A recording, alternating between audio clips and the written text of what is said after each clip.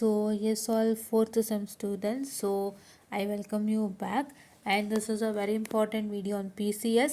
So ನಮ್ಮ ಒಂದು Telegram ಚಾನಲಲ್ಲಿ ಪಿ ಸಿ ಎಸ್ಗೆ ಸಂಬಂಧಪಟ್ಟಂತೆ ಹಲವಾರು ಇಂಪಾರ್ಟೆಂಟ್ ಕ್ವಶನ್ಸ್ಗಳನ್ನ ಹಾಕಿದ್ದೀವಿ.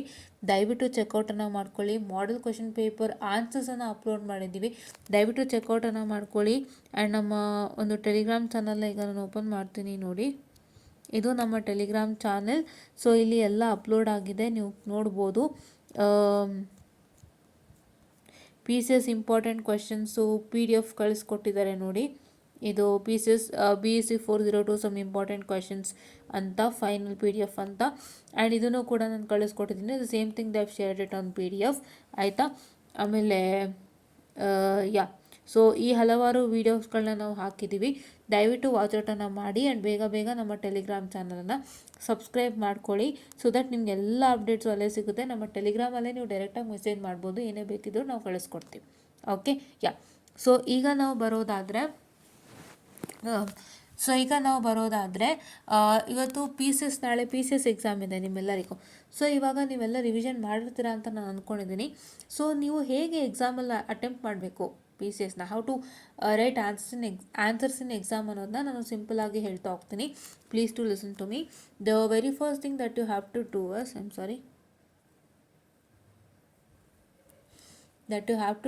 Is, what you have to do, first you have to scan the question paper properly.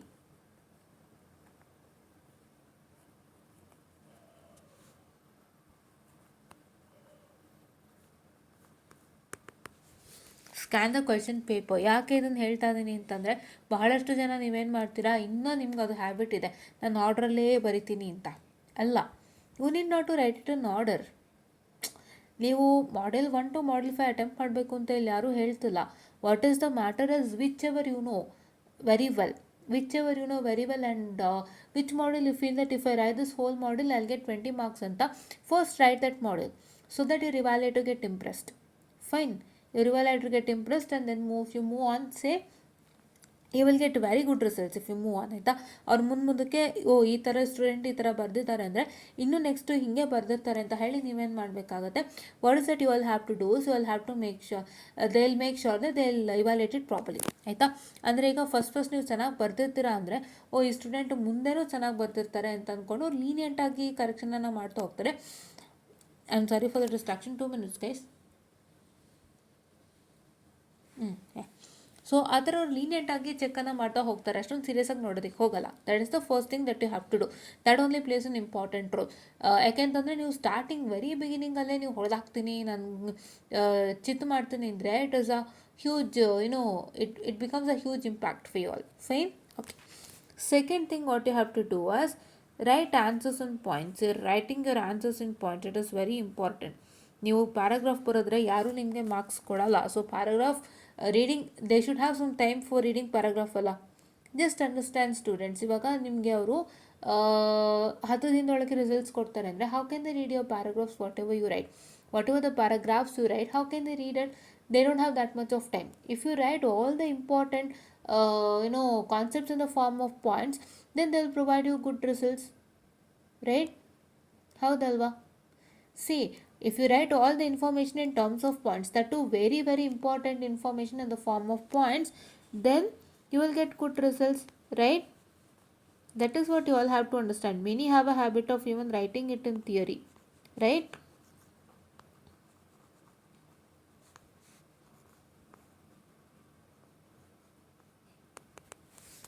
Okay, so then you have to write the answer in the form of point.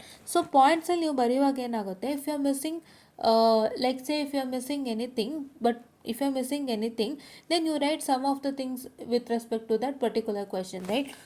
Say for example, you need not to leave any important matter in that particular concept.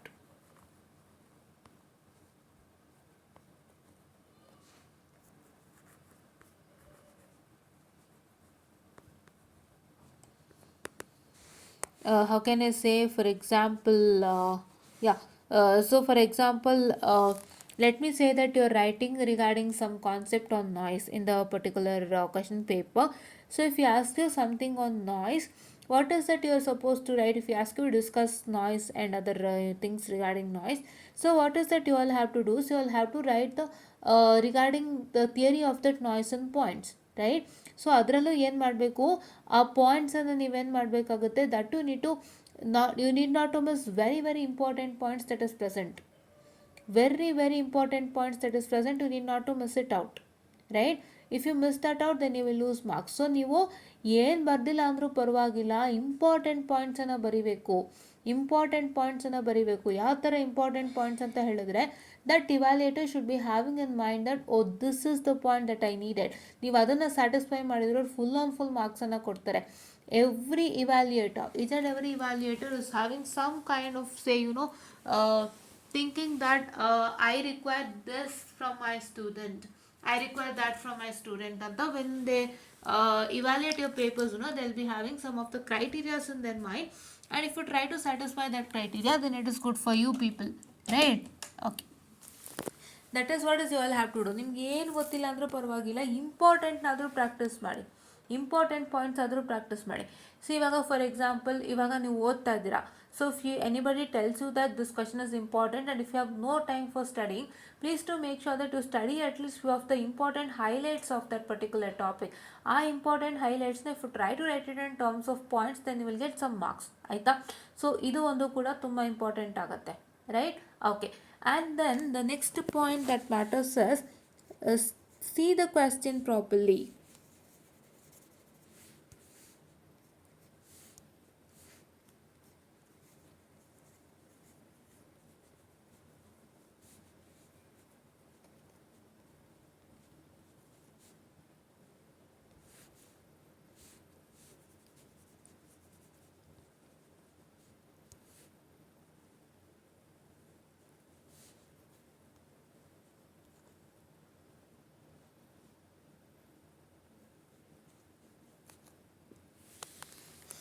So what is the see the question properly? So see, many students will see the question and they'll think and they'll write more and more answers and they'll waste their time, right? But what is the matter is the question requires this particular answer, so that you have to understand and write. So ಹಾಗಾಗಿ question ಅನ್ನು ನೀಟಾಗಿ ನೋಡಿ, read the question twice, see through that, you utilize your time, right? ನಿಮಗೆ 3 hours ಟೈಮ್ನ ಕರೆಕ್ಟಾಗಿ ನೀವು ಬಳಸ್ಕೋಬೇಕು. Especially in the case of theory ಅಂತ ಅಂದರೆ the only ultimate mantra that you have to follow is you have to what you have to see the questions properly. ನಿಮಗೆ ಕೊಟ್ಟಿರೋ question ಏನು, ನಾನು ಆ ಕ್ವಶನ್ಗೆ ಏನು ಬರೀಬೇಕು, do I have to write this, do I have to write that ಅಂತ ನೀವು ಅನಲೈಸ್ ಮಾಡಿ you have to start writing your answers. Don't waste time in writing unwanted things which is not at all needed for an evaluator. Right? I repeat it again. Don't write the unwanted or unnecessary things that is not needed for an evaluator. Your evaluator needs few of the things that you all can understand, and ಅದನ್ನು ನೀವು ಅವ್ರಿಗೆ satisfy ಮಾಡೋಕ್ಕೆ try ಮಾಡಿ. Fine, in each and every answer that you write. Okay? Yeah. And then if you come to the diagram, if you come to the questions part, if say asked as discuss, you're supposed to write all the things which is required. Discuss question always comes for 10 marks, because discuss ಅಂತ ಹೇಳಿದಾಗ ಎಲ್ಲ hole topic ಸೇರ್ಕೊಂಡ್ಬಿಡುತ್ತೆ. Discuss ಅಂತ ಅಂದರೆ ನೆನಪಿನಲ್ಲಿ ಇಟ್ಕೊಳ್ಳಿ, discuss ಅಂದರೆ ಇಡೀ topic ಸೇರ್ಕೊಂಡ್ಬಿಡುತ್ತೆ ನಿಮಗೆ. ಇಡೀ ಟಾಪಿಕಲ್ಲಿ ನಿಮಗೆ ಏನೇನು ಸಬ್ ಟಾಪಿಕ್ಸ್ ಇತ್ತು ಅದು ಎಲ್ಲನೂ ಸೇರ್ಕೊಳ್ಳುತ್ತೆ. So discuss always comes for 10 marks. Discuss ಅನ್ನೋ ಅಡಿಯಲ್ಲಿ ಬರೋವಂಥ ಕ್ವಶನ್ಸ್ಗಳೆಲ್ಲ 10ಗೆ ಬರುತ್ತೆ. Fine, okay. ಆ್ಯಂಡ್ ನಾವು what is that going to happen is that many people will say that you just look at the marks and write the answer. No, you need not to look at the marks and write the answer. ಏನಾಗುತ್ತೆ ಗೊತ್ತಾ, 10 marks ಕೊಟ್ಟಿದ್ದಾರೆ ಅಂದರೆ ತುಂಬ ಜಾಸ್ತಿ ಬರೀಬೇಕು, 6 ಕೊಟ್ಟಿದ್ದಾರೆ ಅಂದರೆ ತುಂಬ ಜಾಸ್ತಿ ಬರೀಬೇಕು ಅಲ್ಲ. Does not that. Many people have a very bad conception on regarding this. So ಅದನ್ನು ಕೂಡ ಕ್ಲಿಯರ್ ಮಾಡೋಕ್ಕೆ ಬಂದಿದ್ದೀನಿ. ನೀವು 10 ಮಾರ್ಕ್ಸು ಕೊಟ್ಟಿದ್ದಾರೆ ಅಂದರೆ ಜಾಸ್ತಿ ನೀವು ಬರೀಬೇಕು ಅಂತ ಯಾರು ಹೇಳ್ತಾರೆ ಅವರಿಗೆ ಒಂದು ಕ್ವೆಶನನ್ನು ಕೇಳಿ, that how much content is there I have to write ಅಲ್ವಾ, how can I write more ಅಂತ ಕೇಳಿ. See whatever the content is there you have to right.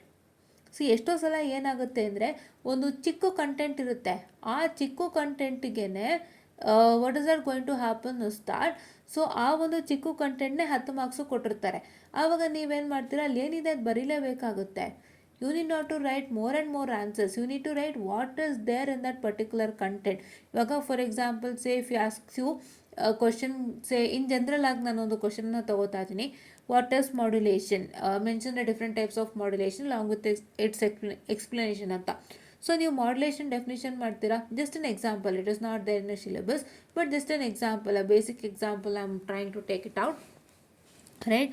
If he asks you what is modulation, and you write the definition of modulation. Then coming on to the types of modulation, how many types are there, you will write along with the explanation of that. So explanation of that, in the sense, you're supposed to write regarding the different types of modulation definition along with its equation, so and so, whatever is present. Right? Yeah, this much you're supposed to write. Like that, see through the question, see the content of the question. ನಿಮ್ಮ ಒಂದು ಕ್ವಶನಿಗೆ ಅಥವಾ ಒಂದು ಟಾಪಿಕ್ಗೆ ಏನು content ಇರುತ್ತೆ ಅಷ್ಟನ್ನ fill ಮಾಡಿ. Don't go out of the box. Right? Don't go out of the box and don't think that 10 ಮಾರ್ಕ್ಸ್ಗೆ ನಾನು ಜಾಸ್ತಿ ಬರೀಬೇಕು, 6ಗೆ ನಾನು ಕಮ್ಮಿ ಬರೀಬೇಕು, 7ಗೆ ಇಷ್ಟು ಬರೀಬೇಕು. ಮಾರ್ಕ್ಸಿಂದ ನೀವು ಒಂದು ಕ್ವಶನ್ನ ಅಳೆಯುವಂಥ ಅವಶ್ಯಕತೆ ಇಲ್ಲ. ಆ ಕ್ವಶನ್ಗೆ ಏನು ಕಂಟೆಂಟ್ ಕೊಟ್ಟಿದ್ದಾರೆ ಅದಷ್ಟು ನೀವು ಬರೀಲೇಬೇಕಾಗುತ್ತೆ, ಇರೆಸ್ಪೆಕ್ಟಿವ್ ಆಫ್ ಮಾರ್ಕ್ಸ್. ಆಯಿತಾ? ಡಿಸ್ಕಸ್ ಅಂತ ಕೊಟ್ಟಾಗ ಎಲ್ಲನೂ ಸೇರ್ಕೊಳ್ಳುತ್ತೆ. So that you are going to write each and everything present in the topic. Okay, so ಡಿಸ್ಕಸ್ದು ಒಂದು ಕತೆ ಆದರೆ, ಡಿಸ್ಕಸ್ ಬಿಟ್ಟು ನಿಮಗೇನಾದರೂ ಸಪ್ರೇಟಾಗಿ ಕ್ವಶನ್ಸನ್ನು ಕೊಟ್ಟಿದ್ರೆ, say for example in a topic if 4 sub topics are given, and ಆ 4 ಸಬ್ ಟಾಪಿಕ್ಸ್ನಲ್ಲಿ 2 ಸಬ್ ಟಾಪಿಕ್ ಮೇಲೆ ನಿಮಗೆ ಕ್ವಶನನ್ನು ಕೇಳಿದಾಗ, 2 ಸಬ್ ಟಾಪಿಕ್ ಮೇಲೆ ನಿಮಗೆ ಸ್ಪೆಸಿಫಿಕ್ ಆಗಿ ಮೆನ್ಷನ್ ಮಾಡಿ ಕ್ವಶನನ್ನು ಕೇಳಿದಾಗ, the thing that you have to follow is you are going to write whatever is present regarding that. It is not irrespective of marks. ಎಷ್ಟೋ ಸಲ ಏನಾಗಿರುತ್ತೆ, ಆ ಒಂದು ಟಾಪಿಕ್ನಲ್ಲಿ ಕಂಟೆಂಟ್ ಕಮ್ಮಿ ಇರುತ್ತೆ, ಎಷ್ಟೋ ಸಲ ಕಂಟೆಂಟ್ ಜಾಸ್ತಿ ಇರುತ್ತೆ. So it is according to the topic that you are studying. ಆಯಿತಾ? ಸೊ ಎಷ್ಟೇ ಕಂಟೆಂಟ್ ಇರಲಿ ಆ ಟಾಪಿಕ್ಕಿಗೆ ಸಂಬಂಧಪಟ್ಟಂತೆ ಅದನ್ನು ನೀವು ಬರೀಲೇಬೇಕಾಗುತ್ತೆ. Right? But don't write it more ಅಷ್ಟೇ. ಸೊ ಮಾರ್ಕ್ಸಿಂದ ಅಳಿಯೋಕ್ಕೆ ಹೋಗ್ಬೇಡಿ, ಇದನ್ನು ಮಾಡ್ಕೊಂಡು ಹೋಗಿ. It is not regarding marks ಕೈ. 10 ಮಾರ್ಕ್ಸ್ಗೆ ಅರ್ಧ ಪೇಜ್ ಬರೆದ್ರೆ ಸಾಕಾಗುತ್ತಾ? 10 ಮಾರ್ಕ್ಸ್ಗೆ 1 ಬರೆದ್ರೆ ಸಾಕಾಗುತ್ತಾ? 10 ಮಾರ್ಕ್ಸ್ಗೆ ಇದು 1/4 ಪೇಜ್ ಬರೆದ್ರೆ ಸಾಕಾಗುತ್ತಾ? ಒಂದಾರು ಬರೀಲೇಬೇಕು. 1 ಪೇಜ್ ಬರೆದ್ರೆ 10 ಮಾರ್ಕ್ಸ್ ಕೊಡ್ತಾರೆ. ದಿಸ್ ಇಸ್ ಆಲ್ ಮಿತ್. ಥರ ಮೌಢ್ಯತೆಗಳು ಎಲ್ಲರೂ ತಲೆಗೆ ತುಂಬಿಟ್ಟಿದ್ದಾರೆ, ಬಟ್ ಅದಲ್ಲ. ಸೊ ನಿಮ್ಗೆ ಏನು ಕಂಟೆಂಟ್ ಇದೆ ಅದನ್ನ ಫಿಲ್ ಮಾಡಿ. ಅದೆಷ್ಟು ಪೇಜ್ ಆಗುತ್ತೋ ಅದಷ್ಟಕ್ಕಾಗುತ್ತಷ್ಟೇ. Right? It is not that you are going to calculate the pages and write. ನಿಮ್ಮ ಕಂಟೆಂಟ್ ಏನಿದೆ ಆ ಕಂಟೆಂಟ್ ನೀವೇನು ಬರೀತೀರ ಅದೇ ಎಷ್ಟು ಪೇಜ್ ಅಂತ ಹೇಳತ್ತೆ. ಸೊ ಅದಕ್ಕೋಸ್ಕರ ದಯವಿಟ್ಟು whatever the content is there write it. Don't think that I need to write more or I need to write less ಅಂತ. Okay, come out of that conception. Fine. Okay, so now the next thing is diagram. So there are lots of diagrams and pieces as you all know. ಪೀಸಸ್ನಲ್ಲಿ ಬರೋಂಥ ಡಯಾಗ್ರಾಮ್ಸ್ನೆಲ್ಲನೂ ನೀವು ಬರೀಬೇಕಾಗತ್ತೆ. You have to write it for if it is required. ಅಂದರೆ ಕ್ವಶನ್ನಲ್ಲಿ with a neat table diagram explain ಅಂತ ಕೊಟ್ಟಿದ್ರೆ, just a minute, I am sorry.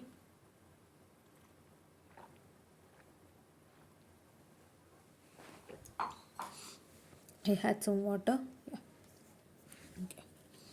So with the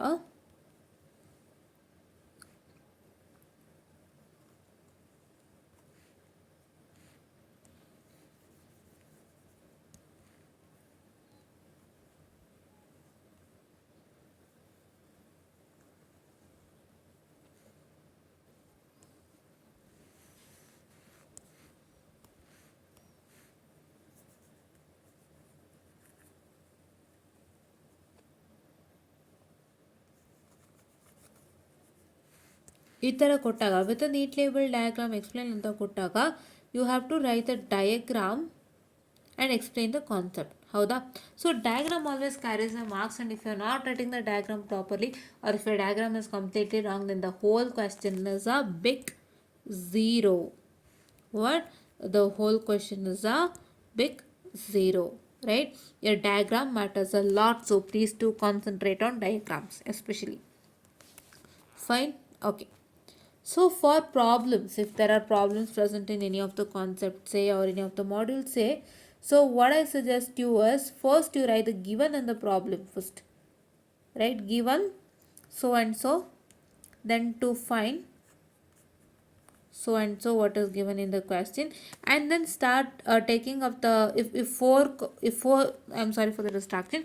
Yeah, if 4 topics are given in the to find, andre to find out the following ಅಂದ್ಬಿಟ್ಟು ನಿಮಗೆ 4 ಕಂಡುಹಿಡಿಯೋದಕ್ಕೆ ಏನಾದರೂ ಕೇಳಿದರೆ, 4 matter ಕಂಡುಹಿಡಿಯೋಕ್ಕೆ ಏನಾದರೂ ಕೇಳಿದರೆ, so you need to write the very first matter, first one, the first matter what is asked to find out.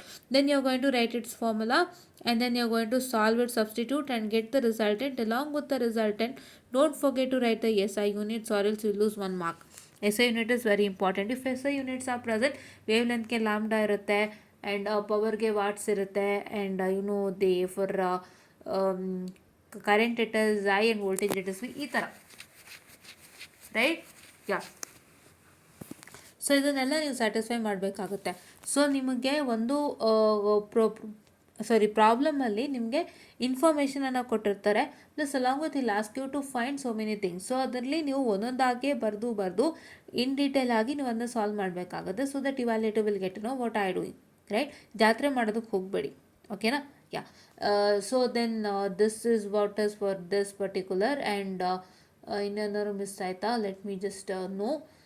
And even in problems also, please to make sure that you know all the formulas also, because ಎಷ್ಟೋ ಸರಿ ಬೇಕಾಗಿರೋ content ಕೊಟ್ಟಿರಲ್ಲ, ನಿಮ್ಗೆ ಅದಕ್ಕೆ formula ಇರುತ್ತೆ, but ಆ formula ಒಳಗಡೆ ಒಂದು term miss ಆಗಿರುತ್ತೆ, ಒಂದು ಟರ್ಮ್ಗೆ ವ್ಯಾಲ್ಯೂ ಇರಲ್ಲ.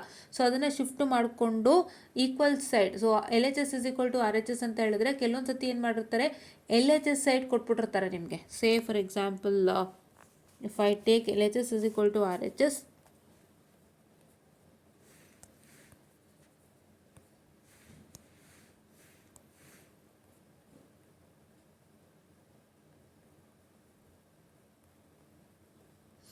If I take LHS is equal to RHS, LHS ಪಾರ್ಟಲ್ಲಿ ಕೊಟ್ಬಿಟ್ಟಿರ್ತಾರೆ ಎಷ್ಟೋ ಸಲ. ಸೊ RHS ಪಾರ್ಟಲ್ಲಿ ಎಷ್ಟೋ ಸರಿ ಕೆಲವೊಂದು ಟರ್ಮ್ ಮಿಸ್ ಆಗಿರುತ್ತೆ. ಸೊ ಆ RHS ಅಲ್ಲಿರೋ ಟರ್ಮ್ನ LHSಗೆ ಶಿಫ್ಟ್ ಮಾಡಿ, LHSಗಿರೋದನ್ನ RHSಗೆ ನೀವು ಶಿಫ್ಟ್ ಮಾಡ್ತೀರಾ. ಸೊ ಅದನ್ನೆಲ್ಲ ನೀವು ನೆನಪಿನಲ್ಲಿ ಇಟ್ಕೋಬೇಕಾಗತ್ತೆ. This is what is one important thing. And the last thing that you have to follow as write answers in points. That is very important. As I told you again, I am repeatedly telling you, paragraph ಬರೆದು ಜಾತ್ರೆ ಮಾಡಬೇಡಿ, ಇಲ್ಲಿ ಯಾರೂ ಓದೋರಿಲ್ಲ. ಅಷ್ಟೊಂದು paragraph ಬರೀತೀರಾ, ಅಷ್ಟೊಂದು paragraph ಬರೆದು ಏನು ಪ್ರಯೋಜನ ಇಲ್ಲ. ನೀವು ಫಸ್ಟು ಪ್ಯಾರಾಗ್ರಾಫ್ ಬರೆಯೋಕ್ಕಿಂತ ನಿಮಗೆ ಆ ಒಂದು ಪರ್ಟಿಕ್ಯುಲರ್ ಕಂಟೆಂಟ್ಗೆ ನಿಮ್ಮ ಟೆಕ್ಸ್ಟ್ ಬುಕ್ಕಲ್ಲಾಗಲಿ ಅಥವಾ ನಿಮ್ಮ ನೋಟ್ಸಲ್ಲಾಗಲಿ ಏನು ಕೊಟ್ಟಿದ್ದಾರೆ ಅದನ್ನ 100% ಸ್ಯಾಟಿಸ್ಫೈ ಮಾಡಿ. ಬೇರೆ ಏನು ಬೇಡ. What is that your job is, you have to satisfy whatever is given in the text book. ಒಂದು ಕ್ವಶನ್ ಕೊಟ್ಟಿದ್ದಾರೆ ಅಂದರೆ ಅದಕ್ಕೊಂದು ಟೆಕ್ಸ್ಟ್ ಬುಕ್ ಮೆನ್ಷನ್ ಆಗಿದೆ ಅಂತ ಹೇಳಿದ್ರೆ, ಆ ಟೆಕ್ಸ್ಟ್ ಬುಕ್ಕಲ್ಲಿ ಆ ಕ್ವಶನ್ಗೆ ಏನು ಕಂಟೆಂಟ್ ಇದೆ ಟೆಕ್ಸ್ಟ್ ಬುಕ್ಕಲ್ಲಿ ಅದಷ್ಟೇ ನಿಮ್ಮ ಕಂಟೆಂಟು, ಅದಕ್ಕೂ ಮೇಲೆ ಏನೂ ಇಲ್ಲ ಅಂತ. ಸೊ ಹಾಗಾಗಿ ನೀವು ಅದಷ್ಟು ಕಂಟೆಂಟ್ನು ಓದ್ಕೊಳ್ಳಿ, ಅರ್ಥ ಮಾಡ್ಕೊಳ್ಳಿ, write it on point wise, and please to make sure that each and every point should not miss any technical word, ಆಯಿತಾ. ನಿಮಗೆ is was that this and ಹೀಗಾಯಿತು ಹಾಗಾಯಿತು ಅದನ್ನೆಲ್ಲನೂ ಕೂಡ ಯಾರೂ ಕೇಳಲ್ಲ, but don't miss the technical word, right. Technical ವರ್ಡ್ಸ್ನ miss ಮಾಡಬೇಡಿ. ಯಾವುದೇ ಒಂದು ಪಾಯಿಂಟಲ್ಲಾದರೂ ಟೆಕ್ನಿಕಲ್ ವರ್ಡ್ಸಲ್ಲಿ ಬರೀರಿ. And I kindly request you to write in points.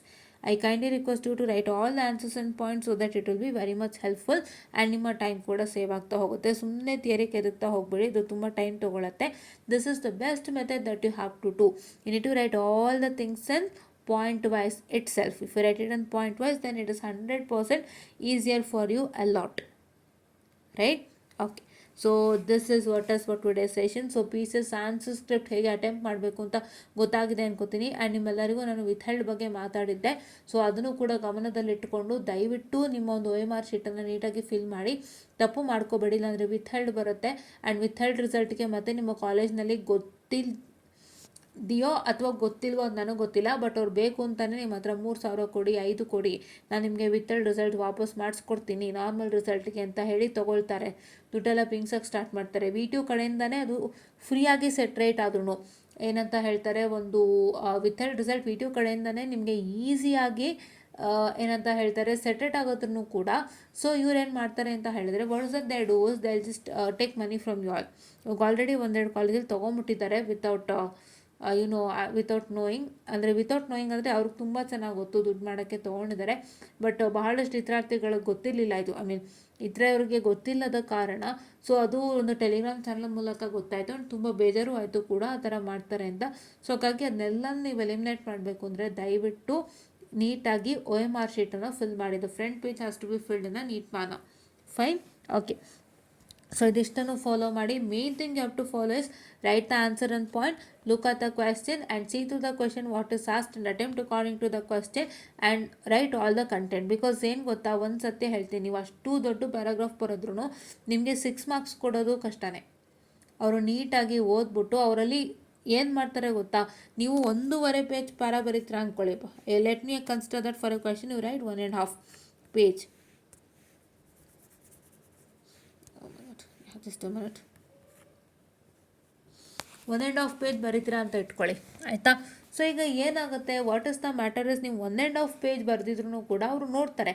ನೋಡುವಾಗ ಏನು ಮಾಡ್ತಾರೆ, ಹುಡುಗಿ ಈ 1.5 ಪೇಜಲ್ಲಿ ನನಗೆ ಬೇಕಾಗಿರೋದು ಏನಾದರೂ ಬರೆದಿದ್ದಾರಾ, ಈ ಕ್ವಶನ್ಗೆ ಬೇಕಾಗಿರೋಂಥ ರಿಕ್ವೈರ್ಡ್ ಇಂಪಾರ್ಟೆಂಟ್ ಪಾಯಿಂಟು ಈ ಒಂದು ಪ್ಯಾರಾಗ್ರಾಫ್ನಲ್ಲಿ ಇದೆಯಾ, ಆ ಹುಡುಗಿ ಬರೆಯೋಂಥ ಪ್ಯಾರಾಗ್ರಾಫ್ನಲ್ಲಿ ಇದೆಯಾ, ಅದನ್ನು ನೋಡ್ತಾರೆ ಫಸ್ಟ್ ಅವ್ರು. ನಿಮ್ಮ ಪ್ಯಾರಾಗ್ರಾಫಲ್ಲಿ ಏನು ಕತೆ ಪುರಾಣ ಇದ್ರೂ ನೋಡೋಲ್ಲ, ಫಸ್ಟ್ ಅವ್ರು ಅದಕ್ಕೆ ಬರೋದು. ಅವ್ರು ಇಂಥದ್ದೊಂದು ಬೇಕು ಅಂತ ಅಂದ್ಕೊಂಡಿರ್ತಾರೆ, ಅದು ನಿಮ್ಮಲ್ಲಿ ಇದ್ದಾಗ ಮಾತ್ರ ಅವ್ರು ಮಾರ್ಕ್ಸ್ ಕೊಡ್ತಾರೆ.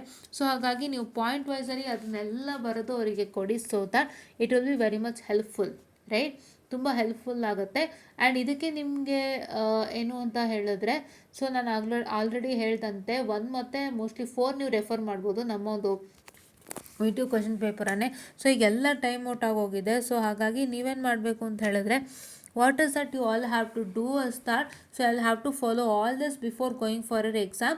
Keep your calculators along with your pen, pencils, etc. And please to make sure that you carry a hall ticket and don't carry any other rails other than hall ticket. So ಅದನ್ನೆಲ್ಲ ನೀವು ಗಮನದಲ್ಲಿಟ್ಟುಕೊಂಡು ಮಾಡಿ. ಕಂಟ್ರೋಲ್ಸ್ಗೆ ಇಷ್ಟು ನಾನು ಹೇಳೋಕ್ಕಾಗಲಿಲ್ಲ, PCSಗೆ ಇಷ್ಟೊಂದು ಹೇಳ್ತಾ ಇದ್ದೀನಿ. ದಯವಿಟ್ಟು ಯೂಸ್ ಔಟನ್ನು ಮಾಡ್ಕೊಳ್ಳಿ ಹೇಗೆ ಬರಿಬೇಕು ಅಂತ. ಆ್ಯಂಡ್ ಕ್ವಶನ್ನ ನೀಟಾಗಿ ಒಂದ್ಸತಿ ನೋಡ್ಕೊಳ್ಳಿ, ದಯವಿಟ್ಟು ತಪ್ಪು ಮಾಡಬೇಡಿ ಅಂತ ಹೇಳ್ತಾ. So I just wind up this session guys and all the best for exams. And ನಾಳೆ ಎಕ್ಸಾಮ್ಸ್ನ ತುಂಬ ಚೆನ್ನಾಗಿ ಮಾಡಿ. ಥಿಯರಿ ಎಕ್ಸಾಮ್ ಬರೀಬೇಕಾದ್ರೆ ಇದೇ ಥರ ಬರೀಬೇಕಾಗುತ್ತೆ ಥಿಯರಿನ, ಇಲ್ಲಾಂದರೆ ತುಂಬ ಪ್ರಾಬ್ಲಮ್ ಆಗುತ್ತೆ. ಇದೇ ಥರ ನೀವೇನು ಮಾಡಬೇಕು, ಥಿಯರಿಗೆ ಪ್ರಾಕ್ಟೀಸ್ ಮಾಡಿಕೊಂಡು ಬರೀಬೇಕಾಗುತ್ತೆ, so that it helps you a lot. Okay, so let us see you all in the next session ಅಂತ ಹೇಳ್ತಾ I just wind up the short session. And control ಸಿಸ್ಟಮ್ದು ಇನ್ನೊಂದು ಹೇಳಬೇಕಾಗಿತ್ತು. ಸೊ ನಾಳೆಯಿಂದ ಮತ್ತೆ ವಿಡಿಯೋ ಕಂಟಿನ್ಯೂ ಆಗುತ್ತೆ. ರೂಟ್ ಲೋಕಸ್ಟ್ ಆಗಿರ್ಬೋದು, ಇಲ್ಲ ಅಂತ ಹೇಳಿದ್ರೆ ನಿಮ್ಮ ಒಂದು transient response of second order system ಆಗಿರ್ಬೋದು, ಎಲೆಕ್ಟ್ರೋಮೆಕ್ಯಾನಿಕಲ್ ಸಿಸ್ಟಮ್ ಆಗಿರ್ಬೋದು, ಆಮೇಲೆ ಹಲವಾರು ಟಾಪಿಕ್ಗಳು ನಾವು ಮಾಡಿಲ್ಲಲ್ಲ, ಅದನ್ನೆಲ್ಲ ನಾವು ಮಾಡಿ ಮುಗಿಸ್ಬಿಡೋಣ. So that it will be of great help for you all and you will also get good results ಅಂತ ಹೇಳ್ತಾ I just wind up the session and thank you.